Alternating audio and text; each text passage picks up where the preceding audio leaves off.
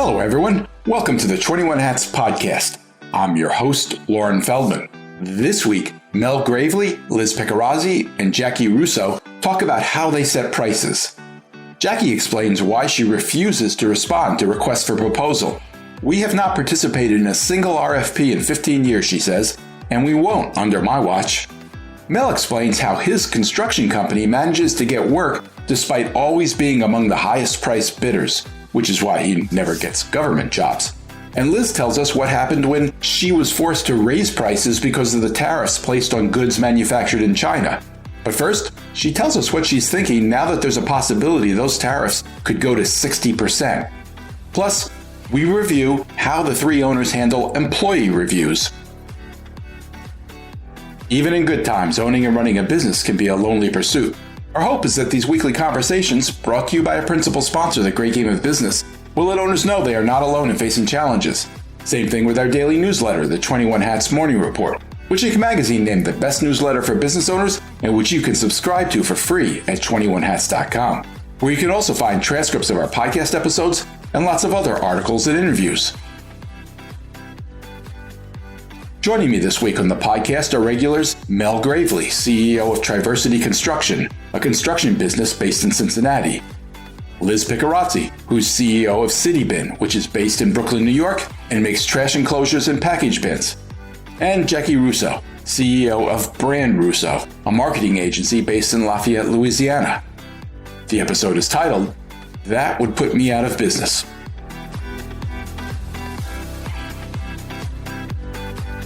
Welcome, Mel, Liz, and Jaci. It's great to have you here. Liz, I want to start with you today because the topic of manufacturing in China has been in the news of late. As president, Donald Trump imposed a tariff of as much as 25% on trade from China. He's now saying if he's elected in November, he plans to raise that to 60%. I'm wondering, what would that mean for you if that actually happened?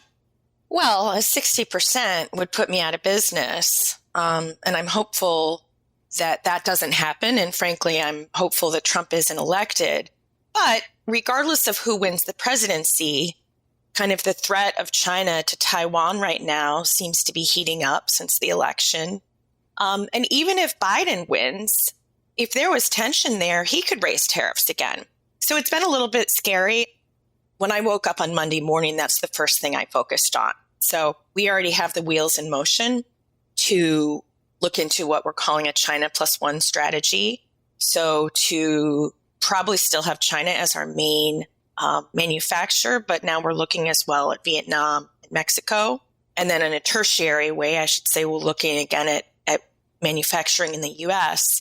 But as I shared in here before, I have never been able to affordably manufacture in the U.S. despite trying many times to reshore my work.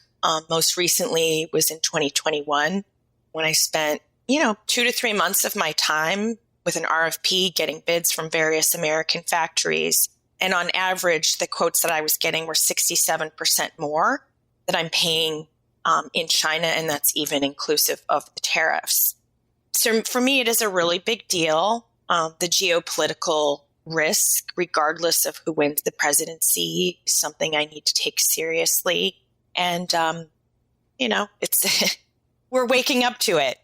You've had a great relationship with the supplier you use in China. Tell us a little bit about how that relationship has evolved. Sure. So I moved my manufacturing over there in 2017 after having produced in the U.S. for about 3 years in literally 5 different states. So you can see how diligent I was about trying to keep my manufacturing here.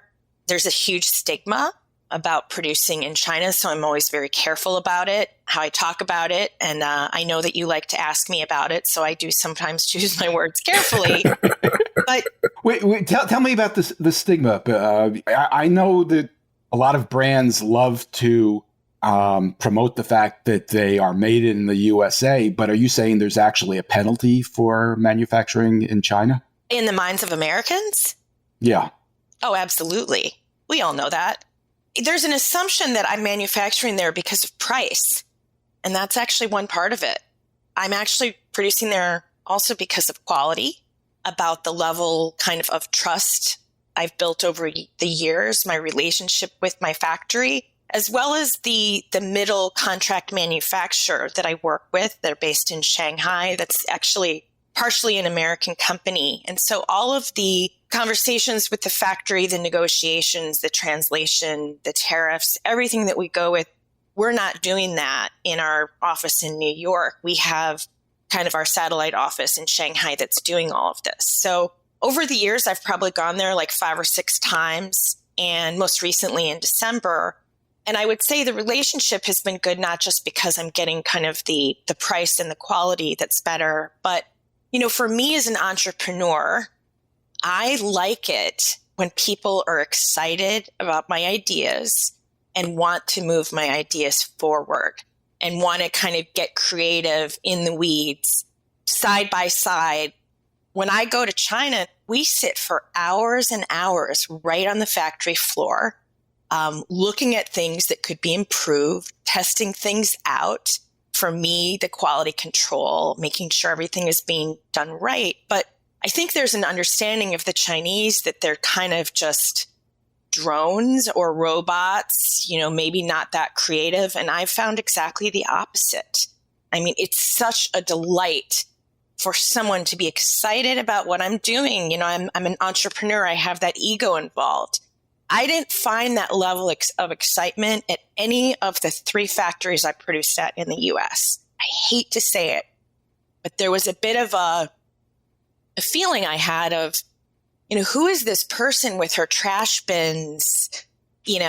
What does she know about this? Or there's no way this is going to go anywhere. We're not going to be able to give her the price she wants because she's never going to sell many of them.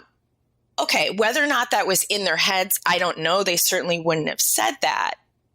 But when I went over to China and there was this sort of, I want you to want me, okay, as is in the song, we feel good with that. We were in the New York Post a couple of years ago with some filthy city bins in Times Square where, we looked really bad. And a couple of the things we needed to re-engineer on the bins, we moved that ahead so fast. And we made adjustments to doors and various hardware that we had air-shipped from the factory that we were able to get into Times Square and installed within 3 weeks. Whoa. Unheard of with anything I had done in the US. So for me, okay, and this is a sample of one, me, American company, and my factory. I haven't worked at other factories. I have had a really good situation. And one could say, it is just the factory. It's not China as a whole. But whether I'm in the US or China or Vietnam or Mexico, there's a lot of expense involved with changing your supply chain in any way.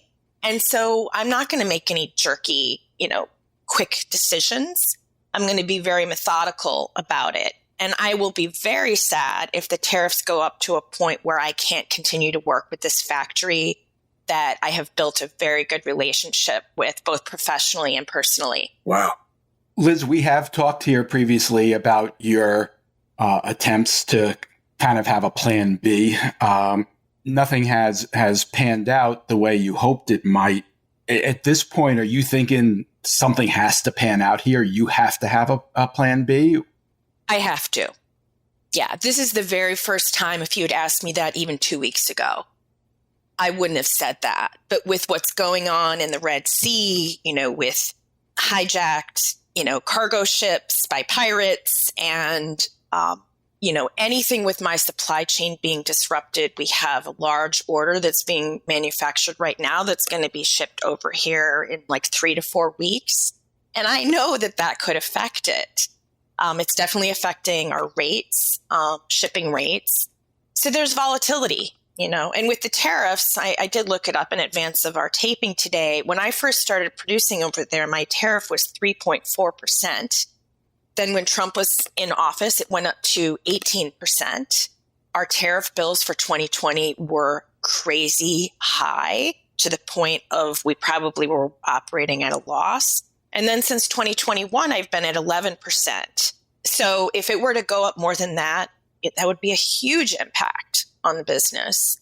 So yeah, I do take it very seriously this time. And, I had my list of 5 or 6 objectives for 2024, and the China plus one strategy was number 2 on the list. What happened when the tariffs first went up during the Trump administration? How did you react to that? I just paid them and hope for them to go away. I mean, did you change your pricing? We did raise our pricing, probably not proportionate to the amount of increase in the tariff. We appealed it. There was an appeal process. And I think for most companies, unless you had like a lobbyist or a lawyer or something involved, we're not going to get an exclusion, and we didn't either. So that's what I did back then. And I'm just glad I wasn't raised to 25%, because that could have happened easily. Our classification on our goods were kind of in a gray zone between the 18% and the 25% tariff, and we were able to get it to 18. So it sounds easy to say, well, we're going to check out Vietnam and Mexico. What is that process like? Well, so on the Vietnam front, it's actually fairly straightforward for us, because the contract manufacturer we use in China set up an operation in Vietnam in 2020 when all of this tariff nonsense started.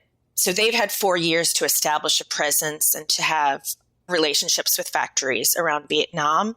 So, I reached out to them and said, this is something we've briefly discussed in the past. This is something I'm very serious about.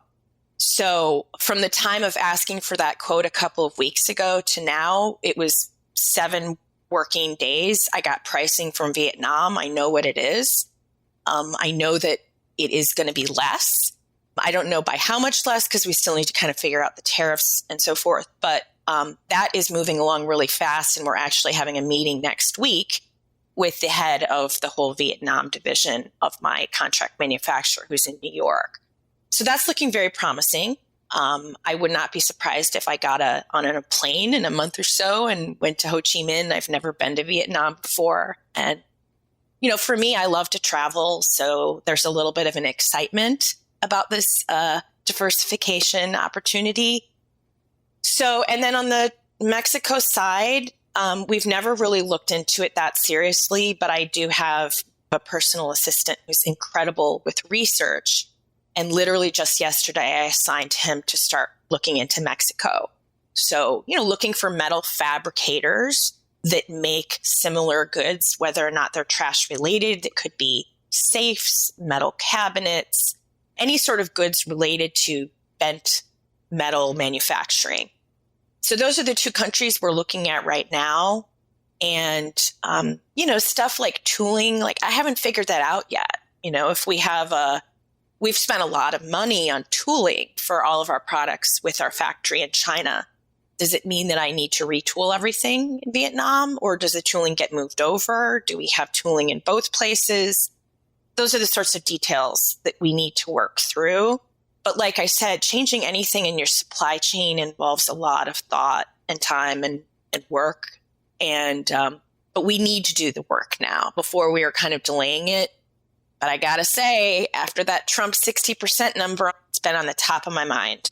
I got to tell you, there is so much to unpack in everything you said, Liz. I've got like 72 questions, but I've been forced into a moratorium. So I'll just ask one. Mel. Oh my God, I've never gotten a moratorium. You're new to the podcast. How do you have one already? Bad behavior in a previous podcast. It's a long story.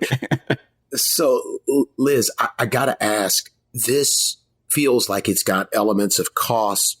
You mentioned cost and quality, but it also feels a little bit like you've been disrespected domestically, like not appreciated, not, I don't know what other words to use. Does that feel that way? Did I capture some of that accurately? I don't want to say it's disrespect, even though it might be, but I would say not taken seriously. So the example that I often use is Sarah Blakely, the founder of Spanx, who sold her company for $1 billion because she was 100% owner.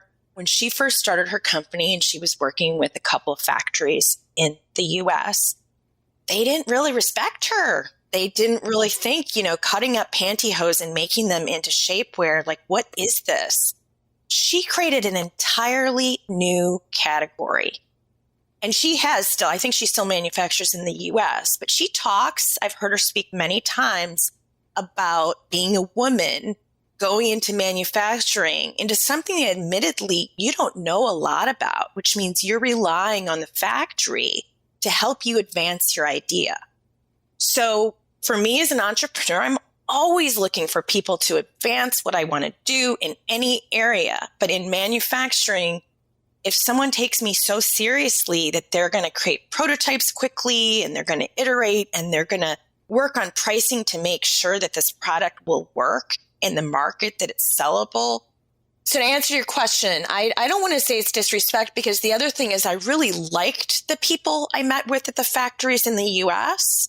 I don't think that they were necessarily chauvinists, but I think that they hadn't really encountered someone like me before.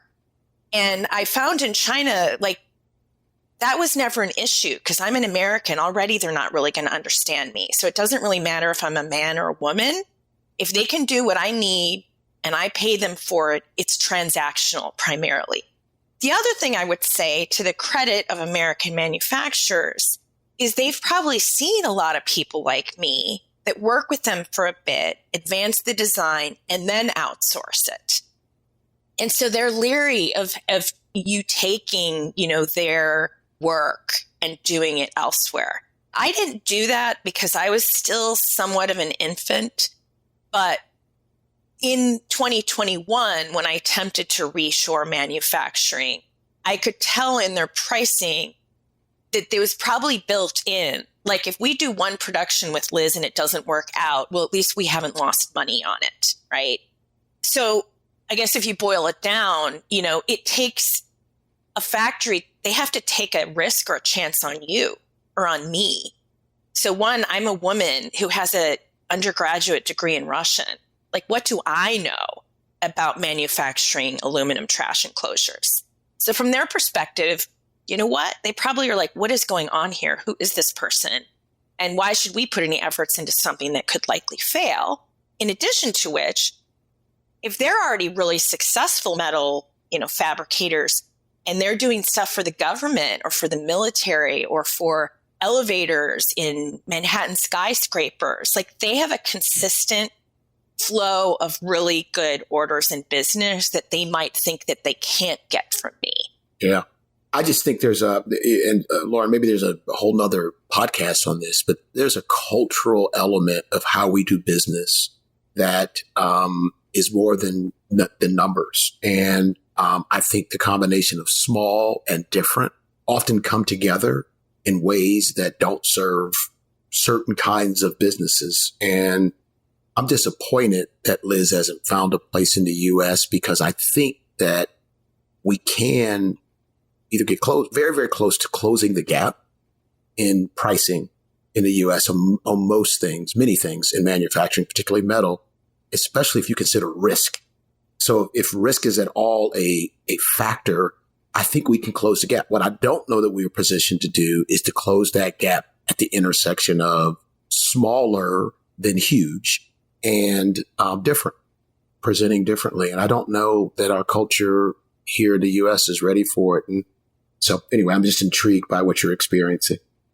I'm no expert on manufacturing, but I have spoken with other startup manufacturers who have described to me a similar struggle to find a manufacturing operation that would take that chance on them. And Sure. It's a business decision for them like any other business. They're looking at a new product. Probably the majority of new products that they're asked to manufacture do end up failing, I suspect. So under the best of circumstances, it's easy to imagine that there are a lot of factories that would rather just not deal with something new. Yeah. And it's understandable, right? They've got to have their own business models. And if, like Liz said, if they're flush with, very large contracts, why should they take a one-off for something that even at its height is not going to be as big as some of the other things they have? Yep. Well, the other thing is China, if you want to manufacture there, a lot of people before I went there was like, oh, you're never going to meet their MOQ, their minimum order quantity. Yeah. And I've actually found that not to be true. The MOQs were higher in the US than they were in China. And again, I'm a sample size of one. I don't know how common. I've had a 7-year relationship with them, but they really wanted my business. And so if I was only ordering 40 in the beginning, there was no like huge price increase on that. It was like, let's run these 40, see if it works, see what we need to tweak, and then we'll extend it out further. So it wasn't just about the pricing. It was making sure we get the product right before we mass manufacture it. And I think most Americans think that the only way you would want to go over to China is if you were ready to huge mass manufacture it. Whereas I've found that China has helped me innovate my product so that I feel safer with mass manufacturing. And, I just love the process of being side by side on the factory floor. We have something we're working on with our doors and our opening mechanisms that we're still trying to get right. And when I was there in December, we tried like 10 different locks and doors, and I never had that experience in the US. It was more like I told them what I needed, and then I would come up and look at a sample, or when it was all done. I wouldn't be right there and saying, can we try this? Can we try this? Can we get a different lock? Can we try the door a different way? Can we redesign the door? American factories, they don't really have a lot of patience for that. Unless you're Boeing or something where it's going to be some huge contract. But I really feel that I've been able to innovate and advance my product because of the side-by-side nature, that it is very similar to agile software development. Liz, if we could, I'd like to go back to the discussion about pricing a little bit and what you learned from the experience of having to raise your prices when the tariffs came into effect. I guess, first of all, I'm curious what your philosophy of pricing is. When you think about pricing your trash bins, are you focusing more on covering your costs or on what the market will bear? So I think it's mostly what the market will bear. Oftentimes when we've increased prices, it will be at a time that many other products are increasing prices. So to say, we're raising prices 12% as we did a couple of years ago because of difficulties in the supply chain and cost of goods coming up, occasionally we'll get some pushback, but we're not a commodity. We're a pretty specialized product. So if someone is having a trash and rat problem and the only product out there to really deal with it is City Bin, which is true in a lot of cases, they're not going to be as sensitive to a 12% increase because they're going to be able to solve their trash and rat problems and have to pay 12% more. Otherwise, they're still going to be dealing with that. And was that your experience when you raised your prices? Yes. We did not get a huge amount of pushback. We may lose a little bit of business, but oftentimes, people, let's say they think it's too high and they shop around, they still come back in most cases because they have their requirements of what they need and they're not going to find it somewhere else. We got to be careful with it. We definitely wouldn't want to gouge. We wouldn't, and we can't. But I think one thing with philosophy on pricing is I'm probably a little slow to raise prices. And I know if Jay's listening to this, he's not going to like it. But every time I see him or talk to him, he wants to talk to me about my pricing too. Well, you learned an interesting lesson, and I wonder if it encouraged you to think about, how much further you might be able to push. Meaning with my pricing, how much further I could go up. Yeah, having had the experience of being forced to do it and finding little pushback. Yeah. Well, I think that the place where I have a little more flexibility with pricing is if it's more of a volume order. So with cities where they make bigger orders now, it's not going to be as high as an increase as it's going to be with, a residential client for their brownstone. I'll probably put the increase on them and not really lower it because it's low volume. So that's one thing that I've noticed that we do with the pricing. Jaci, I'd like to get you involved here. What's your philosophy of pricing? Oh, no, Lauren. I'm just sitting over here being real quiet, thankful for professional services that don't require any manufacturing. The ability to have I'm so jealous. Complete control of my costs. I just want to be real quiet and have no one pay attention to me in the corner. I empathize. I do. I can't even imagine having all of those factors outside of my control, being in the middle of a political battle I will pray for you daily because God, that sucks. But I think about that, we've got some clients in the agricultural space and they're singing the same song, but their battlefield is immigration. They need workers. And the thought of ending immigration and when it was shut down in 20 was crippling to their industry. There are farmers who went out of business because they just couldn't find enough people to work on their farm. There's a lot of times it feels like where the people who are making the rules have never actually done the work of the people that the rules will affect. That's always true. Right.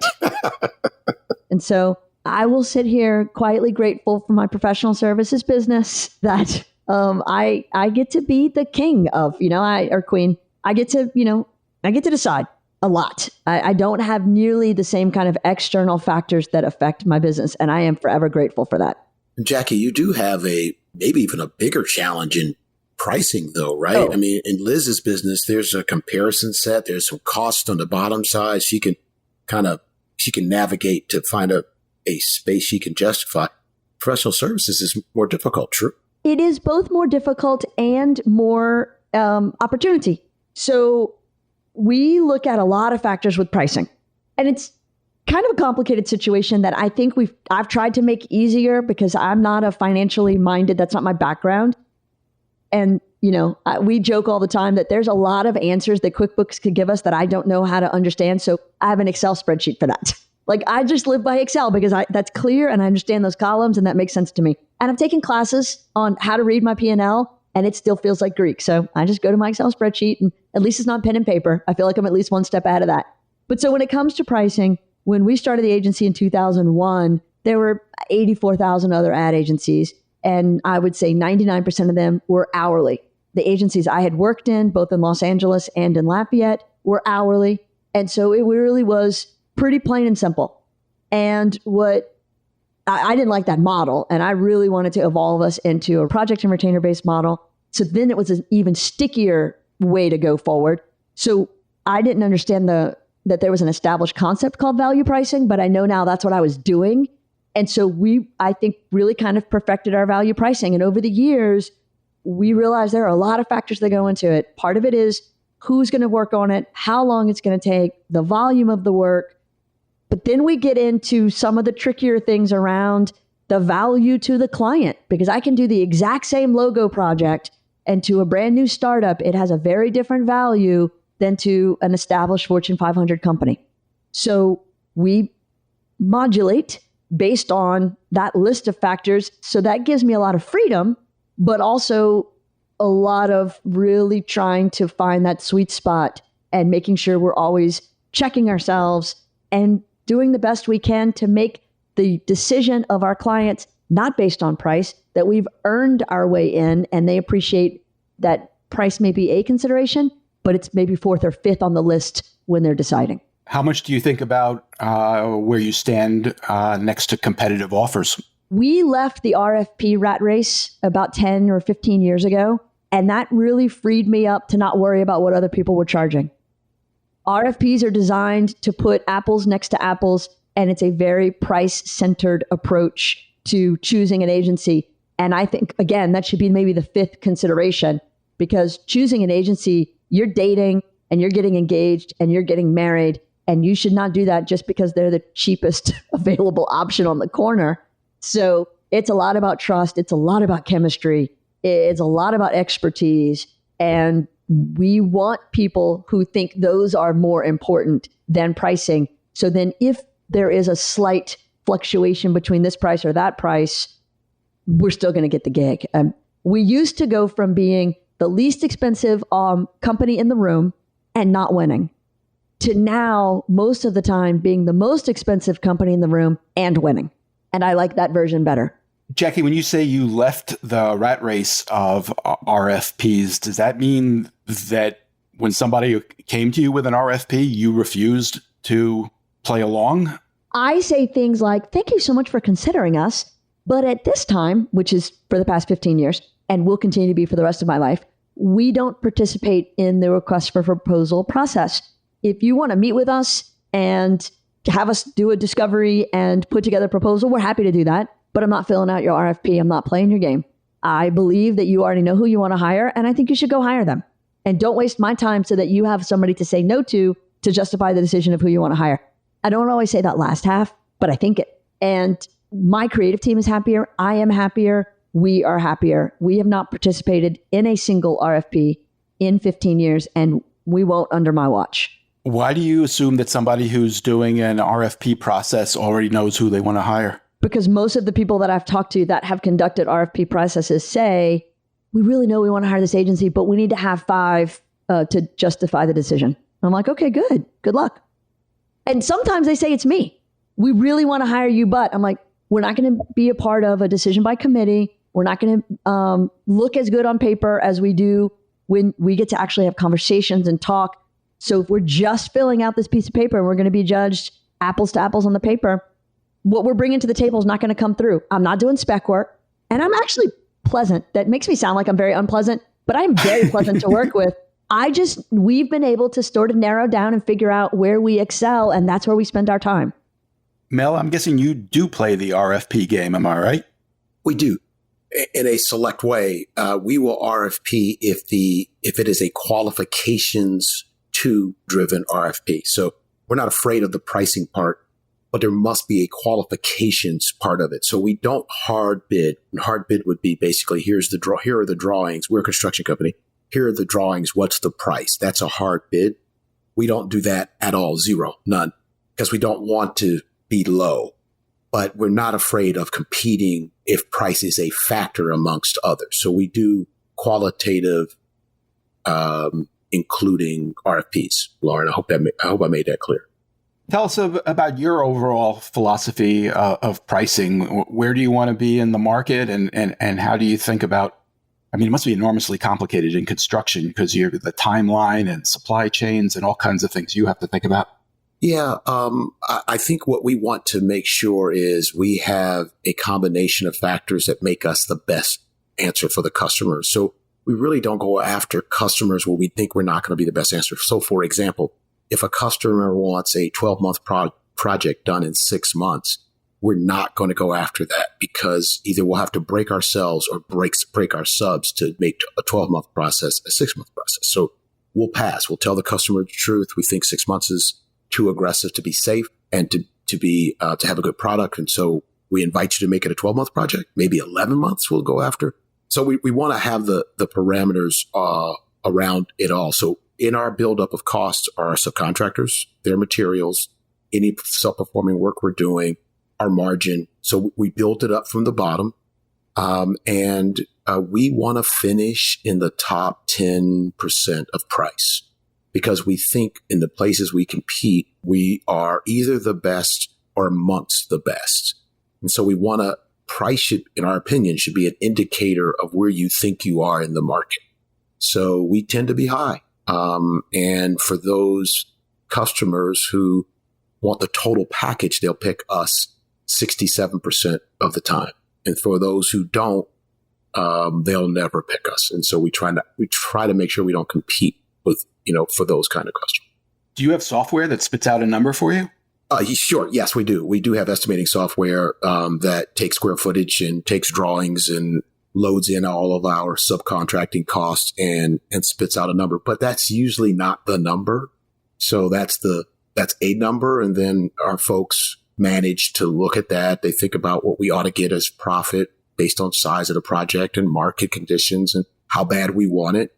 And they'll put a little art to the science.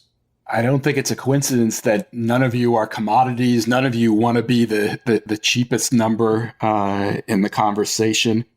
But Lauren, that's a good business. There's a lot of folks who, particularly in the government contracting space, who are very good at being the low bidder and then very good at change ordering their way to significant profit. Well, you laugh, but if that's how the customer wants to buy, they've set the terms. This is how we want to buy. They are also accepting that, when we look at drawings, we're trying to tell the customer you're missing this, you're missing that. When the low bid contractors look at drawings, they're so happy that the architect left this out or left it gray because that's where they're going to be able to make money in the future. So the customer set that dynamic. And I think there's some people who are really, really good at it. And I envy them for their skill set in change ordering their way to significant profitability, probably beyond what we're seeing. Well, you probably don't envy them that much, or you would follow the same process. Yeah. Well, our customer set's different. So we don't do any government work. And if we did, most of the government agencies in our area must take the low responsible bid. I see. And so we're never low. We're always responsible, but we're never low. So we don't get a chance to participate in a lot of government work. But those same contractors that do that well, you go to a private company like a Procter & Gamble or Fifth Third Bank and you try to change order your way to profitability, that'll be your last project. Because you're not going to get referrals either. No. So I did a home renovation last year and I was change ordered way beyond what I should have been. I do agree that I had left out some items that were overlooked, but because he change ordered me, he just was crazy about how much he did it. I would not recommend him to anybody. And that sort of, the word of mouth will get around about a business if they're change ordering like that. And that sounds like you're able to avoid that, Mel, because you're already on the higher end. Absolutely.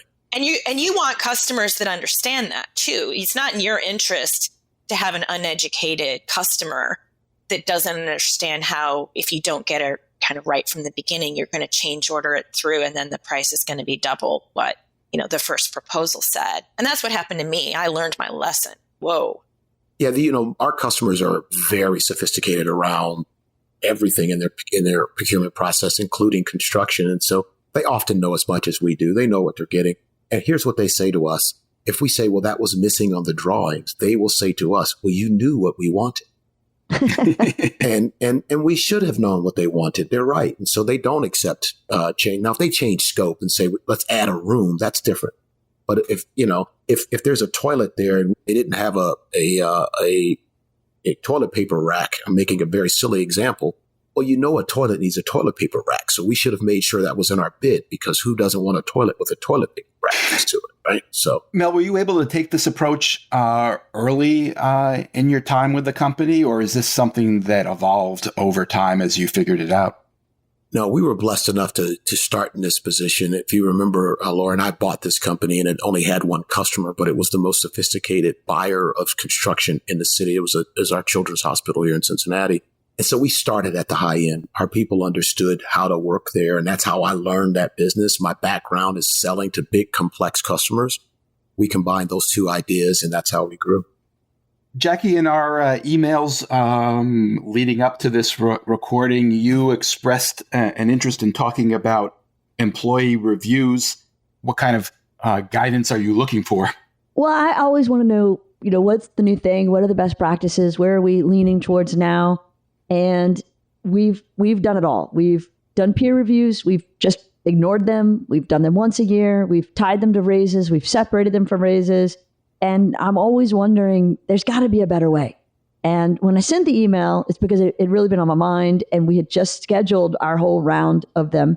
And maybe because I'd really been giving it a lot of thought, or because this particular team that we've assembled, and we're in about our second or third year of this group really kind of gelling and working together. Best group we've had and best round of reviews. Everybody came prepared with feedback. I set some clear expectations, so I'll take a little bit of credit on that. But I give them the credit of really participating in it, bringing solid self-review and agency review with some great feedback. Michael and I did it together, which we try not to take any meeting together ever, because running the business together and being married to each other is enough. We don't also need to be in the room together all times. But that even went well. Yeah, right. I mean, it's a whole thing. There's a whole series that could be just dedicated to working with family/spouses. And I think what we are settling on right now is we're going to continue to do self/agency reviews and doing it twice a year, January and July, and separating it from raises. Even if somebody's due it for a raise, we're not going to talk about it in the review.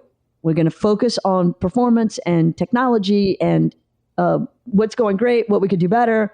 And then, a week or two later, have that, because we just want to not tie those two things together. And I thought, well, maybe that's wrong. Maybe we should tie them together. So I just was curious about the thoughts from the others. Is that a new policy for you, Jaci, separating the conversations over compensation? Having policies is new, Lauren. I mean, this whole accidental entrepreneur thing, I mean, we're just figuring it out every day, day by day. Liz, what's been your approach? So, I mean, I'm still a small business, so I sometimes compare what I do to how it was in corporate when I worked at American Express, and we did 2 reviews a year, and the 360 review process where you give reviews of your colleagues and they have you. Those are helpful in some ways, but they also can cause trouble in other ways. So as long as I've been a small company, and as I am, I'm trying to keep it really simple. So we just do reviews once a year. It's usually no more than like 2 pages of actual review, which I write. We do handle compensation at the same time to kind of keep it simple. One thing that I've found part of keeping it simple is like really having a framework of 3 things. What should you continue doing, which is the biggest bucket? What should you start doing, which is usually an opportunity area where you're behind or weak? And then, what should you stop doing? And so the stop doing is usually the more difficult part of the conversation, and I don't need to have those very often. But that's kind of to show them when we next time get around to this and we do the review, you need to be moving the stuff that's in the start doing into the continue doing bucket. Sometimes when I see someone who has that same opportunity area year after year, I've had to learn that it's on me to actually not expect that of them. Like just talking to them about once a year is not going to change it. So like as an example, I had a designer that worked for me a few years ago. He's a German architect, and he was very instrumental in some of the early design of City Bin. He wasn't actually a very out-of-the-box thinker. He was a German architect. So he was very, he was narrower with what he could do. He was very, very good. So in one year, kind of spontaneously, right before his review, I was like, you know what, maybe if I give him a new title, he'll be more innovative. And that'll get him around to where I need him to be. So I made him the director of innovation, thinking that conversation and that title in his performance review was going to make him innovative. And it didn't. And that was like my fault. Like, don't use performance reviews to try to push someone into a role that they're actually not really meant for. And I've done that to several people over the years, but I try not to do that anymore. And then one other thing I can say that has come up for me a bit in reviews, especially in the last few years, is, because the inflation rate has, been so volatile. If I do a review at the point when the inflation rate is like 8%, as it was in 2022, if I give someone a raise that doesn't correspond with that, they're not going to like it. Most people wouldn't like it. But Lauren, I know you sent around an article back in 2022 that said you can't peg the raise to inflation because inflation is variable. And so I've had to have a couple of tough conversations where we're in New York City, the cost of living here is already very high. If I'm not giving them a raise at the rate of inflation, they're going to feel like they're losing money. But then when the inflation rate comes down, it normalizes. So that's the sort of conversation I've had to kind of get used to having. I'm informal about it. As we get bigger, I'm probably going to have to hire some HR consultant to help me with my whole review process. But as it is now, it's been very straightforward. The criticism that I've heard of linking the conversation of the performance review with compensation is that the employees tend to only hear the compensation part of the conversation and everything else gets forgotten. What's your approach, Mel? Yeah, and I don't know the sizes of our various businesses, but about 5 years ago, I had an opportunity to hire a new VP of HR leader, and I hired her because I wanted a performance management culture. And to me, the performance conversation is only a part of it. And so we have a pretty, maybe it's on steroids, to be honest with you, maybe too much, but we have quarterly conversations. Everyone's direct boss talks to them once a quarter. about, and it's that simple conversation Liz outlined. Which you have over 100 employees, right? Yeah, we've probably got 110 or so at this point. But it's the conversation Liz outlined. It's, in general, how are things going? But what do we want you to continue doing? What do we want you to stop? So it's at a pretty high level. Once a year, there is an actual rating where, you go through and you are actually scoring on predetermined items.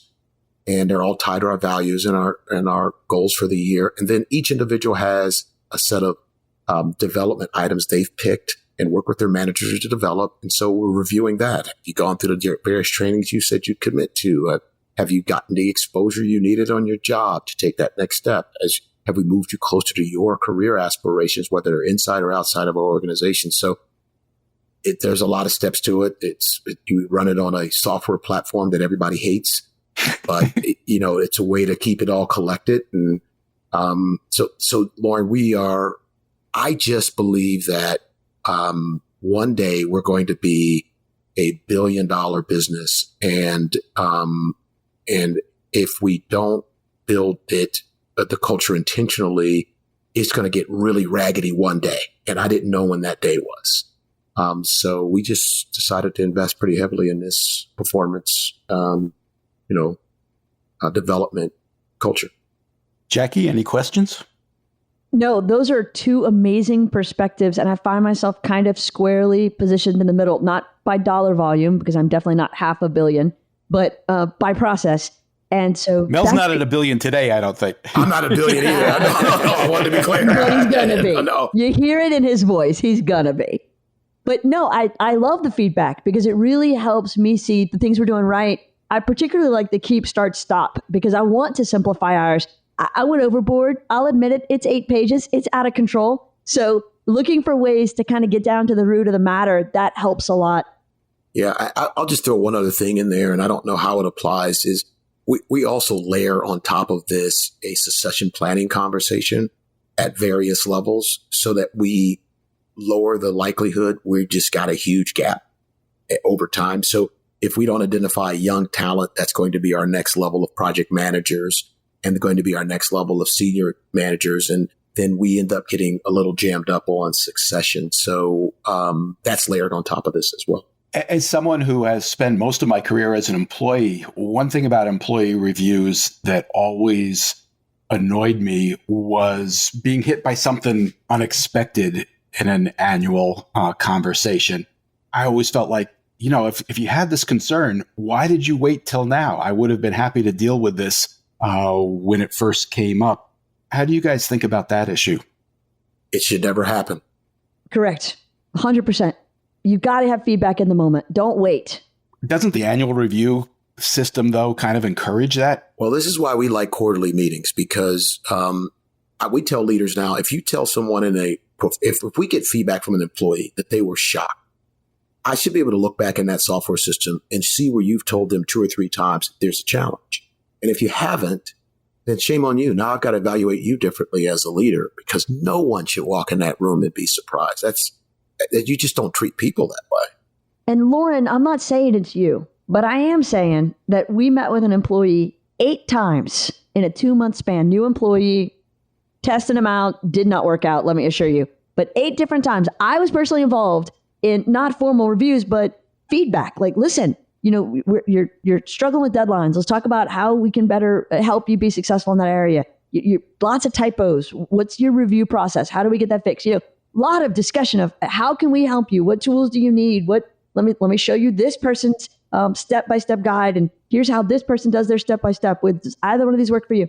So on the 9th meeting in a 2-month span, so it was once a week, I said, hey, this isn't working out. Stunned. She was stunned. She was like, what? No. I said, oh yeah, no, it's not working out. Here's the list of all the things that you keep making the same mistake over and over again. Make new ones, sure, but you can't keep making the same ones. This was a Thursday. Well, if you give me till Monday, I can fix it. I was like, in 2 business days, you can fix the thing that you haven't been able to fix in 8 weeks. We're done. She was stunned. So I'm not saying that maybe sometimes the employee doesn't hear it, but sometimes they get told and they just don't retain it. I feel seen, Jaci. Thanks for calling me out. Well, and it's a 2-way street. So, Lauren, when you heard something surprising in any past reviews, did you ever think, well, maybe if I had talked to them ahead of time or had more regular meetings, even if you initiate it, that there wouldn't be any surprises. And, in my own experiences in corporate, that happened a bit. And sometimes I do have employees that don't bring things up with me. And then I'm the one that's surprised in the review. So that sort of having regular communication isn't just from the employer to the employee. It's the other way around as well. I think that's a fair point, and I honestly think I probably could have done better on that on occasion. We're all going to end up in timeout with Mel just for calling him out. Well, I was going to say we're just about out of time, but Mel, you've been very careful and cautious. Do you have any questions that you really wanted to ask? No, sir. No, sir. Wait, but Mel, you said you had 74 questions for me, and I think I only heard one or two. So That's right. We may have to talk offline about it. I love the idea of manufacturing, and I love the challenge of figuring that out. And I'm not in manufacturing. So listening to you, I think you and Lauren ought to have a one-on-one podcast. We ought to talk about manufacturing because I think it's fascinating. And I think it's such a big opportunity for our nation to figure it out that, my goodness. Yeah. And I also hope that, Trump is not elected. I'll go on the record to say that. And I hope if he is elected that he doesn't do what he promised, although he's pretty good at doing what he said he's going to do. There's other reasons I think Trump's problematic, but I just think, Liz, that your supply chain and its resilience might even become a competitive advantage at one point. That's how difficult it is out there in the world. Right. No, absolutely. And for me right now to only have one country, one factory, even if I had stayed in just China, I should have had 2 or 3 different factories. Even though I love the one I'm with, there's a risk in having all of your eggs in that basket. So it would be a competitive advantage for me if I could choose between 3 countries to produce in based on geopolitics, based on costs. I mean, with Mexico, with NAFTA or whatever they're calling it now, I wouldn't have any tariffs and I wouldn't have any ocean involved. It would just be probably trucks.